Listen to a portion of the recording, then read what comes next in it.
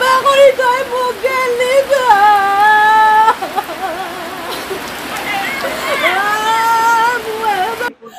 Monira gesi sama hasia buru ba gesi nusa. Jaka কথা নুলা। লগত phone কৰি আছে। জকা শুনছি লগত ফোন কৰি আছে। মই কৈছো ভাল পাতো লগত গেছি নেকি। ঘৰতে অকলা ওলাই গেছি। ভাল পা বুলি ক'লে যে কোনবা লৰা ভাল পাইছিল? ভাল পাইছিল 4 বছৰ হ'ল লৰা এটা ভাল পাইছিল। জুমিন চুকি তাৰপিছত মই কৈছো কি অলপ বেছি নেকি দেউতাক সুধছো দেউতাকে কৈছে কি লগত যাম বুলি কৈছে কি লগত যাম বুলি কোৱা নাই বুলি কৈছে। মই উপস্থিত আছো দৰঙৰ আঠিয়াবাৰী আৰু বইনাউজৰ মাজৰ এটি স্থানত। এজোপা ইয়াতে কেমেৰাখন ধৰ্ম দেখুৱাইছে অৰ্জুন গছৰ তলত এগৰাকী যুৱতী মৃতদেহ ইয়াতে উদ্ধাৰ হৈছে আৰু ইতিমধ্যে আহি ইয়াতে যথেষ্ট সংখ্যক লোক উপস্থিত হৈছে। গতিকে আপোনালোকক পৰিৱেশ আমি দেখুৱাবৰ কাৰণে চেষ্টা কৰিছোঁ। সমগ্ৰ ৰাইজ আৰু ইয়াৰে দৰঙৰ আৰক্ষী অধীক্ষকে ধৰি উচ্চপদস্থ বিষয়া দৰং জিলা প্ৰশাসনৰ অতিৰিক্ত উপায়ুক্তকে ধৰি সকলো উপস্থিত আছে। গাঁওবুঢ়া আছে, তেওঁৰ পৰা জানিব কি হৈছিলে ঘটনা।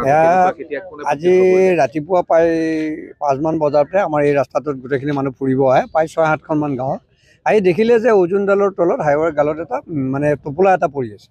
তাৰপিছত লগে লগে আমাৰ স্থানীয় ৰাইজ উপস্থিত হ'ল। আমি আৰক্ষী প্ৰশাসনক জনালোঁ আৰু তেওঁলোকে ইতিমধ্যে আহি পাইছে।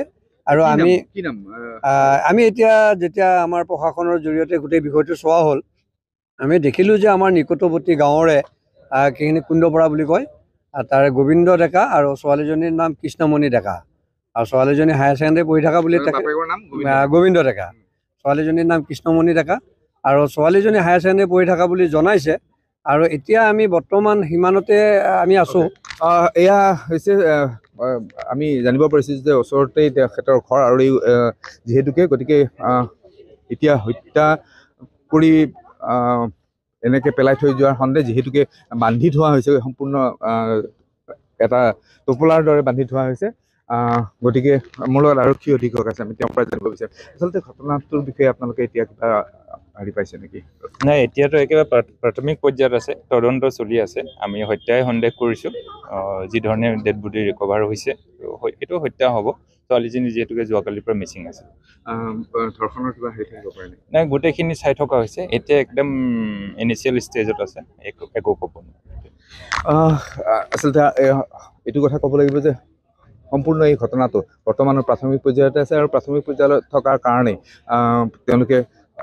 তেওঁলোকৰ তদন্তৰ খাতিৰত প্ৰকাশ কৰিবলৈ টান পাইছে। ইতিমধ্যে স্থানীয় লোক আৰু প্ৰত্যক্ষ কৰিছে আহি তেওঁলোকে কেনেকুৱা পৰিৱেশত আছে আৰু ইয়াৰ পাছত হয়তো এই যিটো ইয়াতে মৃতদেহ পোৱা গৈছে সেই মৃতদেহটো লৈ যোৱা হ'ব ইয়াৰ মৰণোত্তৰ পৰীক্ষাৰ কাৰণে। তাৰ পাছত আচলতে গম পোৱা যাব প্ৰকৃততে হৈছে কি। এয়া কৃষ্ণমণি ডেকাৰ আচলতে জানিব পৰা মতে সোমবাৰৰ পৰা মন্দিৰত যাওঁ বুলি নিখোজ হৈ আছিল আৰু তেতিয়া তাৰ পাছত আজি এই ধৰণে পোৱা গৈছে। গতিকে সম্পূৰ্ণ তদন্তৰ অন্তত এই বিষয়ে জানিব পৰা যাব।